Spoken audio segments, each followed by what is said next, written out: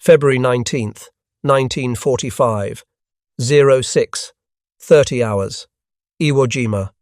Captain Samaji Inoue of the 145th Infantry Regiment pressed his face against the observation slit of his reinforced concrete bunker and watched the American landing craft approaching through the grey morning. Surf. He was not afraid. He had spent 8 months building this position, and he knew exactly what it could withstand. The walls were 4 feet of reinforced concrete, poured around steel rods and packed with volcanic rock. The overhead cover was equally thick, layered with sand and earth until the structure was nearly invisible from above. Connecting tunnels ran 40 feet below the surface to 3 separate fighting positions, each with interlocking fields of fire covering the black sand beaches. American naval shells had been pounding the island for 3 days straight. The bunker had shaken, dust had fallen from the ceiling, nothing had penetrated. Captain Inoue had read the intelligence assessments. The Americans would come with their naval guns and their aircraft, and they would churn the surface into a moonscape, just as they had at Tarawa, at Saipan, at Peleliu. But Lieutenant General Tadamichi Kuribayashi had studied those battles carefully, and he had drawn a conclusion that would reshape Japanese defensive doctrine entirely. The lesson was simple. The Americans could destroy anything on the surface, so the Japanese would not fight on the surface. 18 kilometers of tunnels now connected over 1,500 underground positions across this 8-square-mile island. Some chambers sat 7 stories deep inside Mount Suribachi alone. The fortifications had been designed by mining engineers brought from the Japanese homeland, with ventilation shafts at varying levels to minimize the effects of explosions near entrances and exits. Every bunker was built with multiple apertures. Every cave had multiple exits. Every position supported at least 2 others. General Kuribayashi had issued his orders with characteristic bluntness. Each man would make his position his gravesite.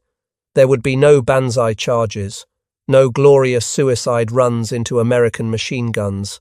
Such theatrics had wasted thousands of lives at Saipan and accomplished nothing. Instead, each defender would kill 10 Americans before dying. If 21,000 men each killed 10, the mathematics were devastating. The Americans would bleed so badly that the political will to invade the home islands would collapse entirely. Captain Inoue believed the mathematics.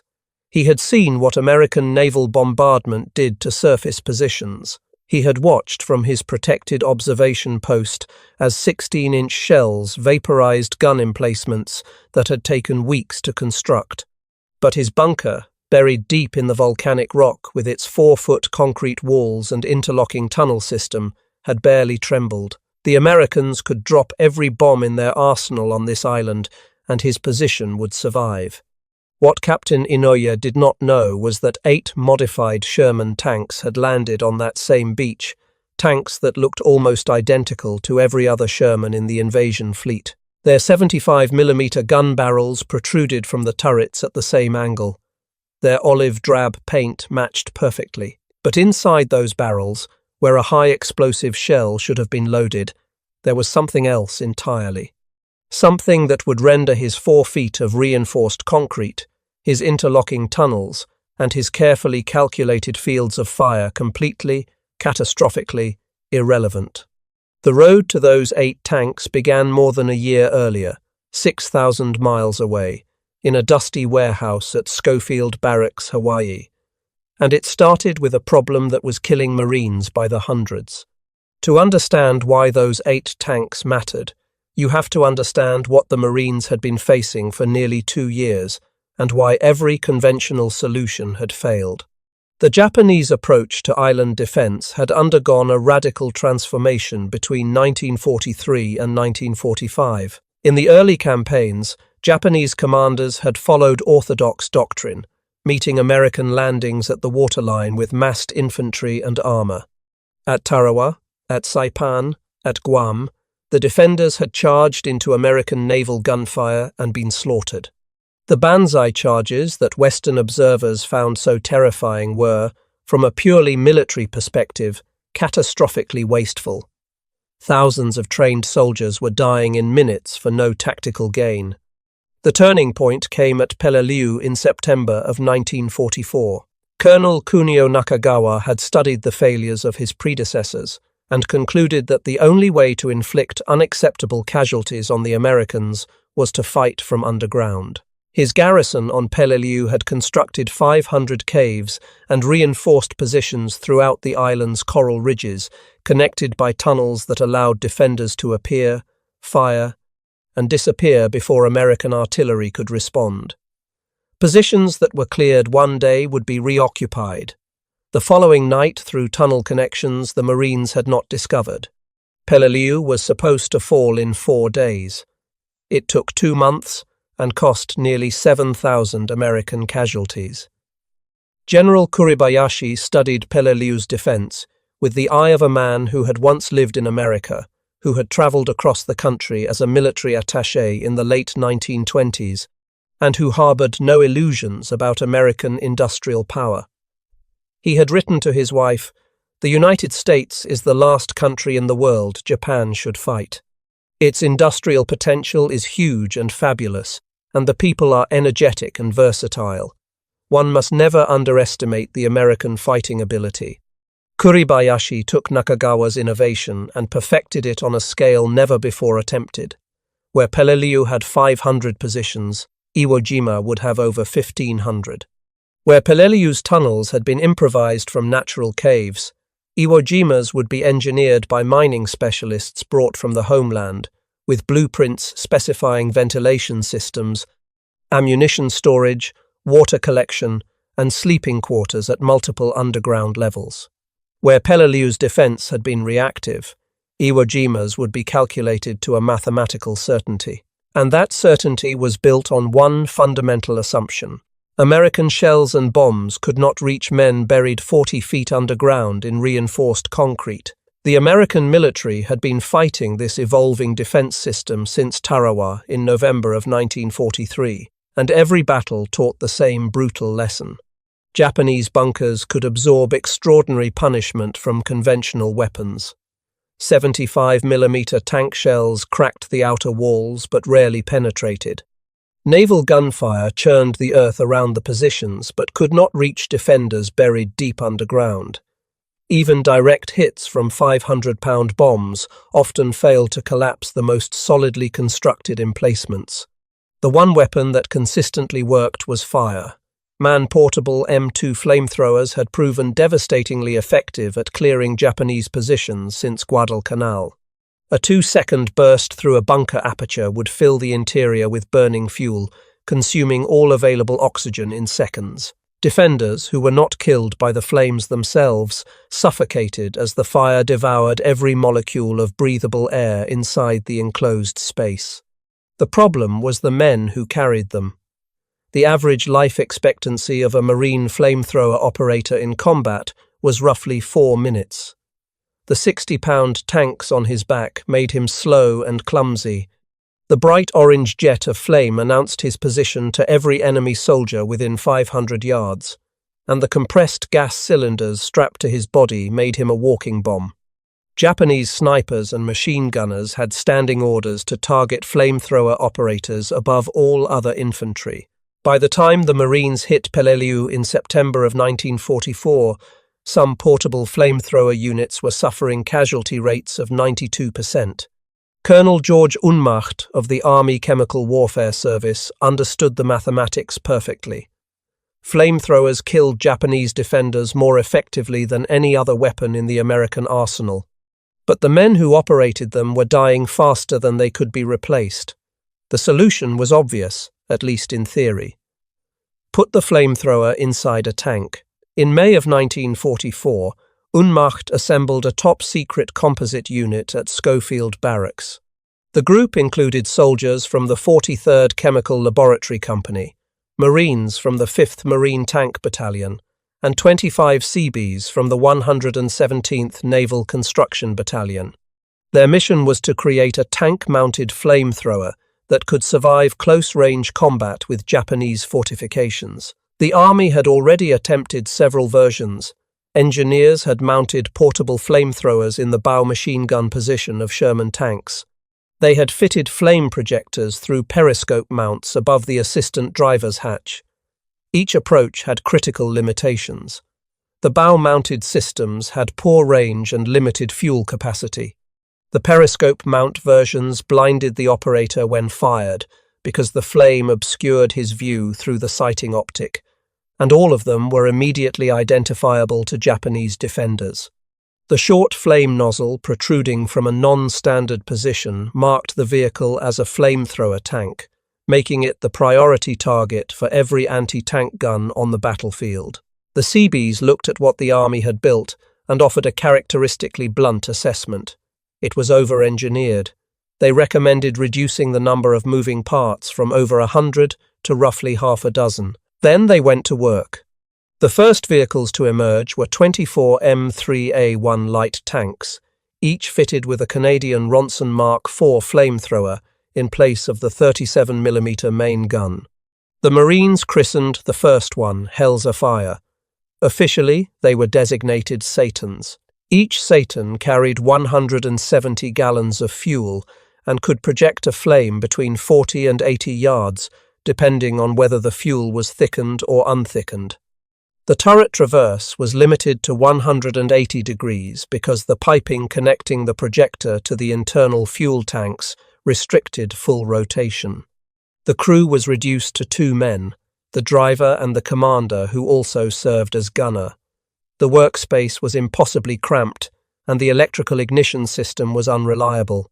The radio was mounted behind the flamethrower equipment in the right sponson, making communication with infantry nearly impossible during operations. None of that mattered on Saipan in June of 1944. When 24 Satans went into action with the 2nd and 4th Marine Divisions, the results were immediate and devastating. Marine commanders had initially been uncertain how to employ the new weapon. The tanks were fielded 4 at a time, each accompanied by an M5A1 gun tank for protection. In the first days of fighting, the Satans were underused as officers struggled to integrate an entirely novel weapons system into existing tactics. Then the caves happened. As American forces pushed inland from the beaches and into the volcanic hills, they encountered Japanese positions carved into solid rock that could not be reduced by any conventional means. Tank shells bounced off the cave mouths. Artillery cratered the hillsides without penetrating. Infantry charges against machine guns firing from concealed apertures produced nothing but casualties. In one engagement that transformed Marine thinking about the weapon, 200 Japanese soldiers were entrenched in a cave system that had repulsed repeated infantry assaults and resisted tank fire from standard Shermans. A Satan was called forward. Working in conjunction with machine gun teams that suppressed the cave entrance, the flame tank crawled within range and fired. The thickened fuel poured into the cave mouth, and the flame followed the contours of the rock, flowing deeper into the system than any shell could penetrate. Within minutes, 150 Japanese were dead, and 50 had surrendered. It was the first time many Marines had seen Japanese soldiers surrender in any significant number. Fire, it turned out, could break even the most fanatical resistance. On Tinian the following month, conditions proved even more favourable for the Satans. The flatter terrain gave the light tanks better mobility, and the Marines used them aggressively to clear fortified positions that would otherwise have required costly infantry assaults. But the fundamental weaknesses of the platform were becoming impossible to ignore. The M3 light tank's armour was dangerously thin. Japanese anti-tank weapons that would bounce harmlessly off a Sherman could penetrate the Stuart's hull at combat ranges. The 37mm armour on the Stuart's front hull offered protection against rifle-caliber weapons and shell fragments, but the 47mm anti-tank guns that the Japanese were deploying in increasing numbers could punch through it at distances well beyond the flamethrower's range. The limited turret traverse meant the vehicle could not engage targets behind it, and the cramped interior made maintenance almost impossible under field conditions. Coordination with infantry, which was critical to the survival of any flame tank, was hampered by the inaccessible radio. Colonel Unmacht needed a bigger tank with thicker armor and more fuel capacity. He needed a Sherman. The problem was finding Shermans to modify. Every M4 rolling off American production lines was earmarked for combat units in Europe or the Pacific. Requesting new tanks through official procurement channels would take months that the Marines did not have. Unmacht's team scavenged. They located 8 M4A3 Shermans that could be pulled from existing stocks, and the Seabees went to work combining the best elements from 3 different flame systems: the Canadian Ronson, the Navy Model 1, and the Navy Mark 1 units that the Navy had declared unsuitable due to their weight. 2 Seabees, Machinists Mate 2nd Class A. Reicher and Electricians Mate 2nd Class Joseph Kissel are credited with designing the CBH-1 flamethrower system that emerged from this work. Each installation required 150 pounds of welding rod, 1,100 electrical connections, and between $20,000 and $25,000 per tank, equivalent to roughly $300,000 adjusted for inflation. The CBH-1, operated at 300 pounds per square inch of pressure, gave a flame range of 400 feet and allowed turret traverse of 270 degrees. But the true genius of the design was invisible from the outside. The flamethrower was housed inside the standard 75mm gun barrel. Ventilation holes were drilled into the lower half of the false barrel to increase oxygen flow to the flame upon ignition, but from any distance greater than a few yards, these were invisible. A false gun barrel made of face-hardened armor plate concealed the flame nozzle completely. From 50 yards away, a CBH-1 Sherman looked identical to every other Sherman on the battlefield. The same olive-drab paint, the same profile, the same gun barrel protruding from the turret at the standard angle. This was not a minor tactical detail. It was the key to the weapon's survivability. On Peleliu, the Marines had used flamethrower tanks based on thin-skinned landing vehicles that were immediately identifiable and immediately targeted. Every Japanese soldier on the island knew which vehicles carried fire and concentrated their attacks accordingly. The CBH-1 eliminated that advantage entirely. A Japanese anti-tank gunner watching a column of Shermans approach his position had no way of knowing which tank would fire a 75mm shell and which would fire a 150-yard stream of burning napalm. He could not prioritize the flamethrower for destruction because he could not identify it. The weapon's disguise was as important as its firepower. The Japanese could not identify it as a flamethrower tank until the moment it fired, and by then, it was far too late. 8 of these modified Shermans landed on Iwo Jima on the first day of the invasion, February 19, 1945. They did not fire on that day. The chaos of the initial landings, with Marines pinned on the black sand beaches under withering fire from positions exactly like Captain Inoue's bunker, made coordinated armoured operations nearly impossible. On the second day, the flame tanks went into action sparingly, but word spread with astonishing speed through the Marine units fighting their way inland. These tanks could do something no other weapon in the American arsenal could do. They could reach inside a fortified bunker and kill everyone in it without requiring a Marine to walk up to the aperture with 60 pounds of fuel on his back.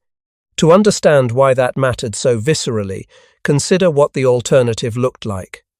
On that same island, Corporal Herschel Woody Williams of the 3rd Battalion, 21st Marines, was handed a flamethrower and asked if he thought he could make progress against a line of interlocking pillboxes that had stopped his company cold. Williams said he would try. He was assigned several Marines for covering fire and a pole charge man armed with a length of wood with explosive taped to the end. The pole charge man was hit in the helmet by a bullet and knocked unconscious. The covering Marines were killed. Williams was alone. For 4 hours, the 5'6" West Virginia dairy farmer crawled from bunker to bunker, firing his flamethrower into apertures, while bullets ricocheted off the fuel tanks on his back. He eliminated 7 Japanese positions that afternoon and earned the Medal of Honor. His survival was a statistical miracle. For every Woody Williams who made it back, there were dozens who did not.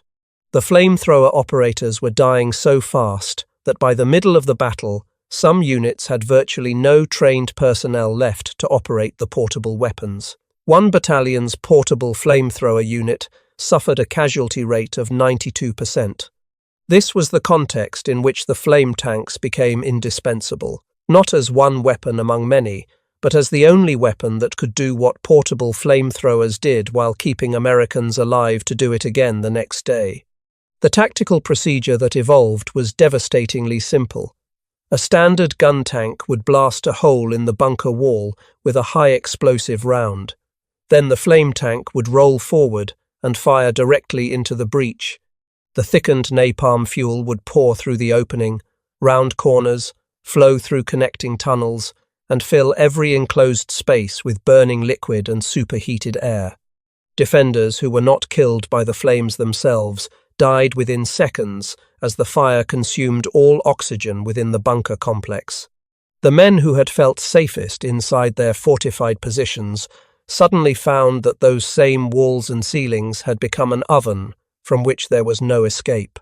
The weapon's lethality came from physics that the Japanese fortification engineers had never considered. A conventional shell creates damage through kinetic energy and fragmentation.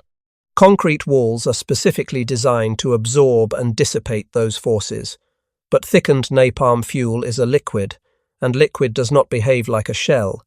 It does not need to penetrate. It flows.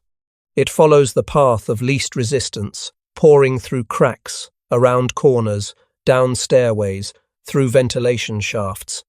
The very features that made Japanese bunkers so effective against conventional weapons, the enclosed spaces, the connected chambers, the limited apertures that focused defensive fire, became channels that distributed flame throughout the entire complex.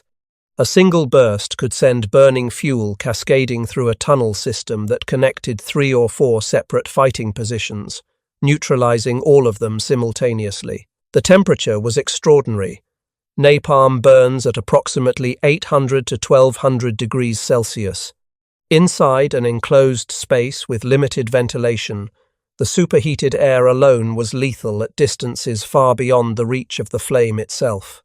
Men in connecting tunnels who were never touched by burning fuel still died as the oxygen was consumed and replaced by carbon monoxide and carbon dioxide in concentrations that killed within a single breath. This is what made the flame tank fundamentally different from every other weapon the Japanese had prepared for. You can build a wall thick enough to stop a shell. You cannot build a wall thick enough to stop air that has been heated past the point of human survival. The psychological impact was catastrophic. The Japanese had built their entire defensive strategy on the assumption that their underground positions were impregnable. General Kuribayashi's plan depended on the mathematics of attrition. Each defender in his concrete bunker would kill 10 Americans, and the cumulative losses would break American resolve. But the flame tanks rewrote that equation entirely. A single burst from a CBH, one could neutralize an entire bunker complex in seconds, killing or incapacitating every defender inside without a single American casualty. The Marines became dependent on the flame tanks with a speed that startled even their own commanders. Infantry units began holding up their advances, refusing to assault fortified positions until a flame Sherman could be brought forward. Since each tank battalion had only 4 of the modified vehicles, they were not assigned to specific units. Instead, they were pooled and dispatched from refueling points as the battle progressed. And refueling was constant. As the battle ground into its 3rd and 4th weeks, the flame tanks of the 5th Marine Division alone were consuming between 5,000 and 10,000 gallons of napalm per day. The demand was insatiable. Every rifle company wanted a flame tank. Every platoon leader who had watched his men cut down trying to assault a concrete bunker with rifles and grenades wanted the tank that could kill the defenders inside without risking a single Marine. The Japanese understood what was happening. They could see the results. Positions that had been designed to withstand any conventional assault were being reduced in minutes. Bunker complexes that should have held out for days were falling in hours, and the defenders inside were dying in ways that the fortification engineers had never anticipated. Fire does not care about 4 feet of reinforced concrete. Fire does not care about interlocking fields of fire or mutually supporting positions. Fire flows like water, following the path of least resistance through every crack, every ventilation shaft, every tunnel connection. The same network of underground passages that allowed Japanese troops to move safely between positions now served as channels that carried burning napalm deep into the defensive system. Japanese suicide squads began targeting the flame tanks with an intensity that exceeded their attacks on any other American vehicle. Groups of soldiers armed with magnetic mines and satchel charges would charge directly at the Shermans, accepting certain death for even the possibility of destroying one of these weapons. Japanese commanders issued specific warnings about the flame tanks. One captured order referenced M1 tanks, a designation that intelligence officers believed came from a mistranslation of MH1, indicating that the Japanese had identified the weapon system and were circulating information about it through their defensive network. The suicide tactics were organized and deliberate. Japanese soldiers would use small arms and mortar fire to drive American infantry away from the tanks, isolating the vehicles. Once the riflemen had been forced to ground, teams of attackers would attempt to approach from blind spots, carrying 10-kilogram explosive charges designed to be detonated against the hull. Student conscripts on Okinawa later testified that they were ordered to deliver these bombs to forward positions at night, specifically for use against American armor the following morning. The attackers tried to remain concealed until the first volley of fire had scattered the infantry escort. Then they rushed the tank. But the tactics evolved against them. Marine riflemen learned to maintain close support around the flame tanks, cutting down the suicide attackers before they could reach the hull. The thickened napalm fuel inside the tanks was actually less flammable than the standard gasoline that powered the engine. Contrary to what Hollywood would later suggest, a direct hit on the fuel system was more likely to result in a fuel leak than a catastrophic explosion. Captain Frank C. Caldwell, a company commander with the 26th Marines, would later state simply, "In my view, it was the flame tank more than any other supporting arm that won this battle." These are remarkable words for a weapon system that consisted of exactly 8 tanks. The 4th Tank Battalion's after-action report confirmed Caldwell's assessment. The flamethrower was probably the most valuable single weapon employed at Iwo Jima. The 23rd Regimental Combat Team reported, highly successful. Because of their great utility, more large flamethrower tanks should be provided. Another combat team stated, tanks were probably the most valuable single type of armament in the operation. The special flame tanks were probably more useful than the others, especially in the rugged northern areas of the island. 8 tanks. On an island defended by 21,000 men in 1,500 underground positions, connected by 18 kilometers of tunnels, 8 tanks that tipped the balance. The lessons of Iwo Jima transformed American planning for Okinawa, the next and largest amphibious operation of the Pacific War. If 8 flame tanks could have such devastating impact on a small volcanic island, what could 54 accomplish against the even more elaborate Japanese fortifications on a much larger landmass? In November of 1944, even before the Marine reviews of Iwo Jima came in, the 10th Army had decided that the entire 713th Tank Battalion would be converted to flame. The battalion was ordered to Schofield Barracks, where the Seabees supervised 3 officers and 60 enlisted men from the 713th as they converted all 54 of their M4 Shermans to Ronson flamethrowers. The 713th landed on Okinawa on April 2, 1945, one day after the initial invasion, and began combat operations on April 7th. For the next 75 days, they were in almost continuous action against Japanese fortifications that were, in many ways, even more formidable than those on Iwo Jima. The Japanese 32nd Army on Okinawa had constructed defensive positions that exploited the island's natural terrain of limestone ridges, coral caves, and steep escarpments. Lieutenant General Wada Kojo, widely regarded as one of the finest Japanese artillery officers of the war, had deployed more guns in greater density than in any other ground engagement in the Pacific theater. The American 24th Corps received 14,000 rounds of artillery fire in a single 24-hour period. Names like Kakazu Ridge, Sugarloaf Hill, and Shuri Castle entered the vocabulary of American soldiers as synonyms for fortified hell. Each position featured the same characteristics that had made Iwo Jima so costly: reinforced concrete bunkers, interlocking fields of fire, connecting tunnel systems, and defenders who had been ordered to fight to the death. But the terrain on Okinawa added a dimension that Iwo Jima had lacked. The ridgelines created natural fortresses where caves carved from solid limestone were virtually impervious to any bombardment. Some positions overlooked open ground that American troops had to cross without cover, turning every advance into a gauntlet of concentrated fire. The 713th's first combat action on April 19th was a harsh introduction.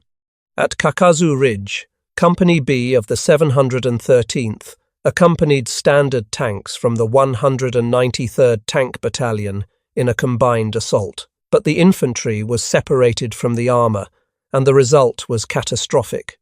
22 of 30 armoured fighting vehicles were destroyed in a coordinated Japanese ambush combining anti-tank guns, artillery, mortars, and suicide close assault teams. It was the greatest single battle loss of American tanks in the entire Pacific War. The lesson was clear. Flame tanks without infantry support were vulnerable, but flame tanks with infantry support were devastating. The tactics improved rapidly after Kakazu. The 713th attacked fortified positions day after day with increasingly refined coordination. Standard gun tanks would move forward with infantry to identify fortified positions. Then the flame Shermans would be called up from forward assembly areas, rolling into range under the covering fire of riflemen who had learned on Iwo Jima that the flame tanks must never be left without infantry support. The Japanese knew this too. Their anti-tank tactics on Okinawa focused specifically on driving American infantry away from the tanks using small arms and mortars, isolating the vehicles so that suicide squads could approach with satchel charges and magnetic mines. The results were nonetheless devastating.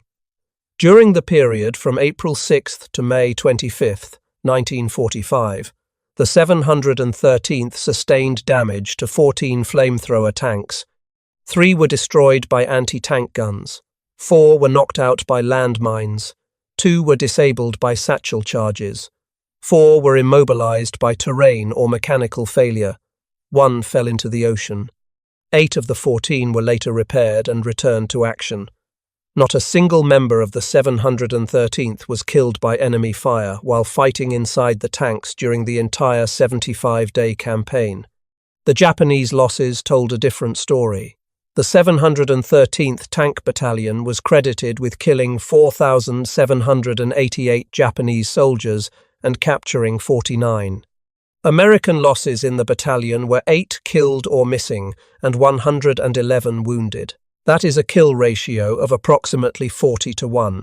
The infantry came to love the flame tanks with an intensity that bordered on reverence. One tank company commander reported, "The more elaborate positions were most effectively reduced by the flamethrower tank. The infantry came to love the flamethrower tank. In fact, they would not move until the forward slope of their objective was burned over by the flame tanks." After Okinawa, the Army stated bluntly that the tanks had a psychological presence on the battlefield so profound that American troops preferred to follow them over standard armor, specifically because of the fear they put in the enemy. The innovation did not stop on the battlefield. Remembering the brutal lessons of Peleliu, where Japanese defenders in high cliff positions along formations like Bloody Nose Ridge had been virtually unreachable by conventional weapons, The Seabees had developed a 400-foot hose extension system. The concept was born from a simple observation. Flame tanks could not always reach cave entrances that were positioned high on cliff faces or deep inside narrow ravines. But the fuel and pressure system inside the tank could push napalm through a hose just as effectively as through the gun barrel. 50-foot lengths of standard Navy fire hose, which the Seabees sourced from a Navy yard that generously provided all they had, were linked together and connected to the flame tank's fuel systems. A Marine could drag the nozzle end up a cliff face, through broken terrain, or into a cave entrance while the tank remained safely below, feeding fuel through the hose under pressure. The system extended the flame tank's reach into terrain that no armoured vehicle could physically access. On Okinawa, this improvised system produced results that no planning document had anticipated. 2 Marines using the hose extension system reached the top of an escarpment and killed several hundred Japanese defenders with sustained flame, pouring fire into positions that had been considered unreachable by any ground-based weapon. The combination of armoured flame tanks for fortified positions on accessible terrain and hose extensions for cliff face caves and elevated fighting positions meant that virtually no Japanese defensive position on Okinawa was safe from liquid fire. The 713th consumed 200,000 gallons of napalm on Okinawa. To put that number in perspective, the entire Schofield Barracks manufacturing operation had produced 226,000 gallons for the entire war up to that point. A single battalion on a single island burned through nearly all of it in 75 days. The implications were not lost on American war planners. Operation Downfall, the planned invasion of the Japanese home islands, would face fortifications that dwarfed anything encountered in the Pacific campaign. Japanese engineers had been preparing defensive positions on Kyushu since the fall of 1944, and intelligence indicated tunnel systems and bunker networks on a scale that made Iwo Jima look like a training exercise. The home islands offered the Japanese something that the small Pacific islands never could: virtually unlimited supplies of concrete, steel reinforcement, and labor. The fortifications being constructed on Kyushu were deeper, thicker, and more extensively connected than anything the Americans had yet encountered. American planners had done the arithmetic, and the numbers were terrifying. If the casualty ratios of Iwo Jima and Okinawa were extrapolated to an invasion of Kyushu, projected American losses ran into the hundreds of thousands. The Joint Chiefs of Staff had already ordered the manufacture of 500,000 Purple Heart medals in anticipation of the invasion. The only factors that could reduce those projections were weapons that could neutralize fortified positions without the kind of close-quarter infantry combat that had bled the Marines white on every island since Tarawa. Flame tanks were at the top of that list. The response was immediate and extraordinary. Under Secretary of War Robert Patterson placed an expedite order on Colonel Unmacht's flame tank production. The program was given AAA procurement priority, the same classification assigned to only 2 other weapons systems in the entire American arsenal, the B-29 bomber and the atomic bomb.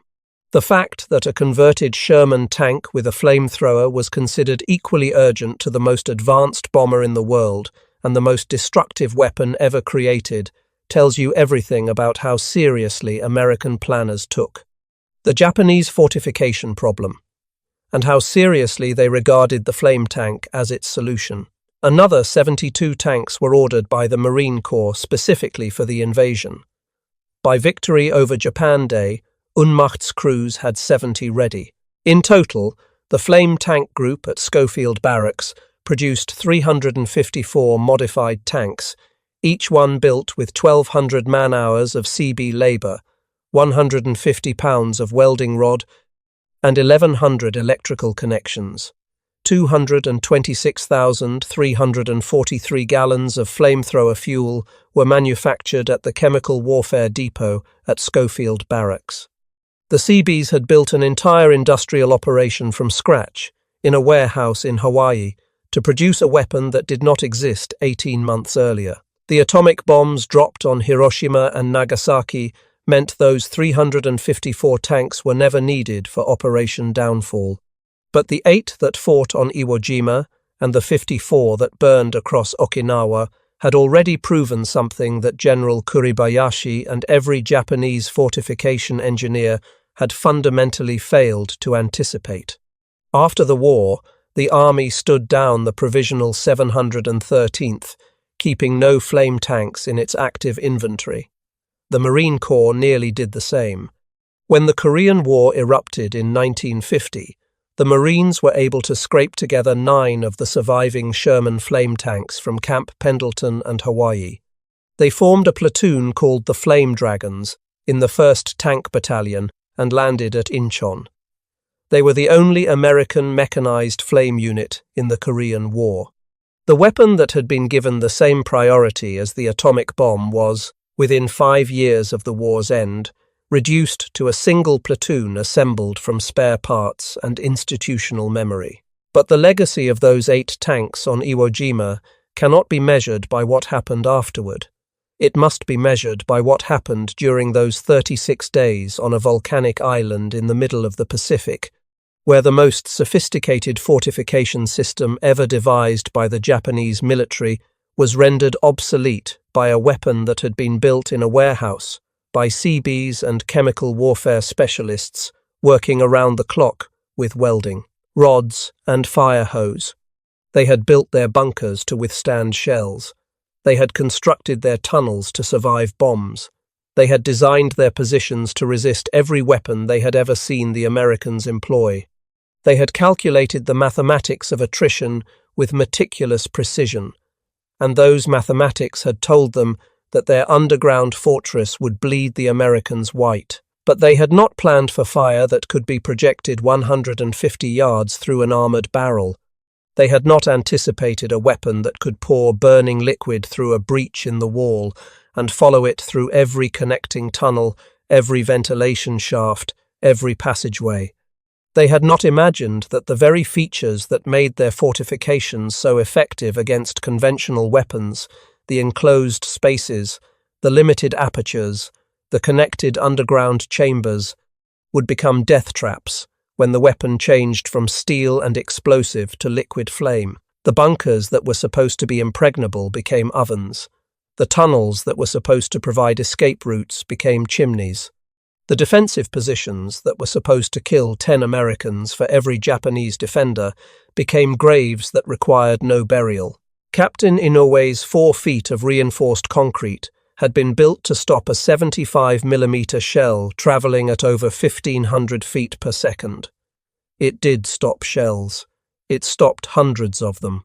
But it could not stop a stream of burning napalm at 300 pounds per square inch of pressure that flowed through every crack and crevice with the persistence of water and the temperature of a blast furnace. When the Marine Corps was asked after the war which single weapon system contributed most to victory on Iwo Jima, the answer was not the naval guns that had pounded the island for 3 days. It was not the bombers that had cratered every square yard of surface. It was not the rifles or the grenades or the satchel charges carried by 60,000 Marines. It was 8 tanks that looked exactly like every other Sherman on the beach. 8 tanks that fired not shells, but liquid fire. 8 tanks that the Japanese had never anticipated and could not counter. The flame tank did not just break through Japanese fortifications. It broke the logic that those fortifications were built on. For 2 years, the Japanese had refined their defensive doctrine around a single assumption, that underground positions were survivable. The Zippo Shermans proved that assumption wrong in the most devastating way imaginable. They turned the enemy's greatest strength into his most lethal vulnerability.